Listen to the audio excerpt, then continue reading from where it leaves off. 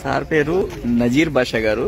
Sir ఏం చేస్తారు అని అనేది నిజంగా ఇక్కడికి వచ్చిన తర్వాత మీటింగ్ లో నాకు అర్థమైంది. సార్ చెప్తూ ఉంటే నేను షాక్ అయ్యాను. ఒకసారిగా సార్ చేసే మంచి పని గురించి ఒక్కసారి మీరు ఏం చేస్తారు ఏంటి అనేది ఒక్క రెండు మాటలు.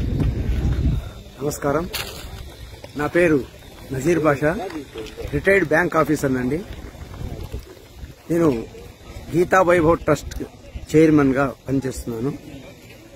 అయితే భగవద్గీతను ప్రచారం చేయడమే లక్ష్యంగా పెట్టుకున్నాను.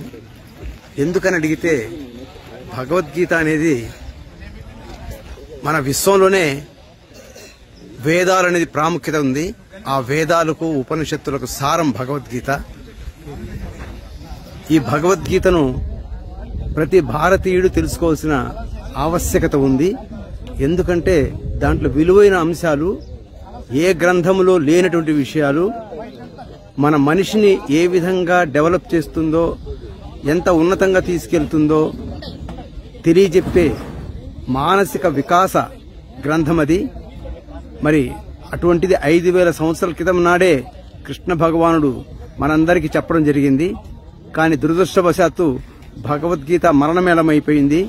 దాన్ని మళ్లీ దాని వైభవాన్ని తీసుకురావడానికి, భారతీయులందరికీ పరిచయం చేయడానికి, దానిలో ఉన్న విలువైన అంశాలు తెలియజేయడానికి మనం లక్ష్యంగా పెట్టుకుని మొన్న మేడే నుంచే ముఖ్యంగా దీన్ని ఒక విప్లవాత్మకంగా తీసుకెళ్లాలని, అందరికీ పిల్ల స్థాయి నుంచి పెద్దవాళ్ల వరకు భగవద్గీత అంటేనే ఒక ఆసక్తికరమైన గ్రంథమని, దీంట్లో ఇన్ని విషయాలు తెలియని మనకు ఉన్నాయా అని చెప్పి ఆశ్చర్యకరమైనటువంటి పరిస్థితిని తీసుకురావాలని నేను ఈ పని చేస్తున్నాను.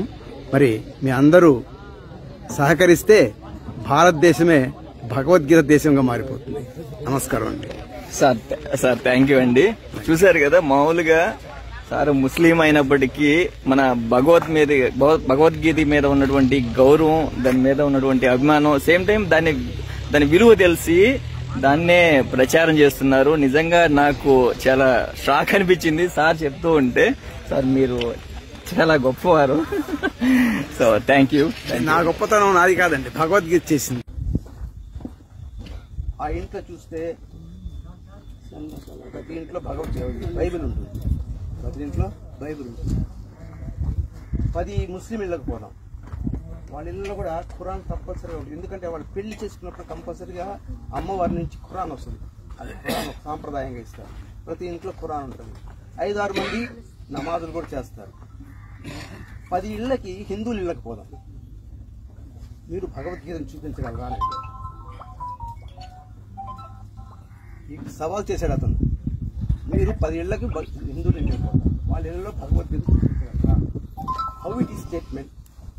ఈ స్టేట్మెంట్ ఎట్లా చెప్పండి. వెంటనే ఎవరైతే ఆర్గనైజ్ చేస్తున్నారో అతన్నాడు, మమ్మల్ని చెప్పుతో కొట్టినట్టు చెప్పారండి అన్నాడు. It is fact. అంటే మనకి ఎంతో ఒకటి భగవంతుడు ఇచ్చినటువంటి ధనం ఉంది, సంపాదించుకుంటున్నాం, తింటున్నాం.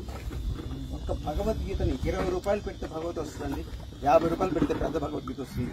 అది మనం ఇళ్లలో ఉంచుకోలేమా చెప్పండి? ఇటువంటి స్టేట్మెంట్స్ పడవలసిన అవసరం ఉంటుందా భారతీయులు?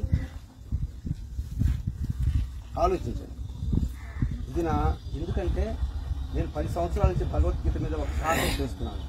ఒక ముస్లింగా ఉన్నట్టు నేను నజీర్ బాషా నా పేరు, నేను ముస్లింగా ఉన్నాను.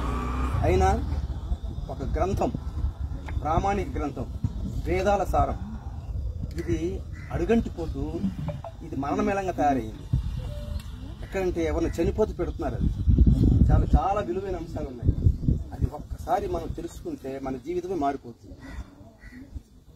పరమాత్ముడు అన్ని వరాలు మనకి ఇచ్చిన తర్వాత కూడా దాన్ని చూసుకోలేకపోతున్నామే. అందుకని నేను 10 సంవత్సరాల నుంచి భగవద్ ప్రచారం చేస్తున్నాను. ప్రస్తుతం కొద్దిగా ఉధృతంగానే ఒక విప్లవాత్మకమైనటువంటి ధోరణ తీసుకుంటున్నాను. అందరూ Bhagavad Gita, even Muslims, Christians and Hindus, it is irrespective of the religion. Bhagavad Gita అనేది భారతీయుల ప్రామాణిక గ్రంథం. ప్రతి ఒక్కరి ఇళ్లలో ఉండాలి, ప్రతి ఒక్కరు దాని గురించి చూసుకోవాలనే సూత్రంతో ముందుకెళ్తున్నాను. సో అవసరం వస్తే నా దగ్గరకు వచ్చిన గ్రంథం ఫ్రీగా ఇస్తాను. భగవద్గీత గ్రంథాన్ని మాది ఫస్ట్ ఉంది, గీత గ్రంథం ఇస్తాను. అది ఇళ్ళలు పెట్టుకోండి, చదవాలని కాదు, బుద్ధి పుట్ట అది చూస్తుంటే ఎప్పుడో ఒకప్పుడు మీకు ఆలోచన వస్తుంది చదవాలి అని. First you should install in your puja గది. పిల్లలకి కానీ మహిళలకు కానీ పిల్లలు కానీ ఎవరికైనా కూడా అది ఇప్పుడు ఆదర్శమైన గ్రంథం, ప్రామాణిక గ్రంథం. మరి ఈ అవకాశం ఇచ్చినందుకు సార్కి నమస్కారం.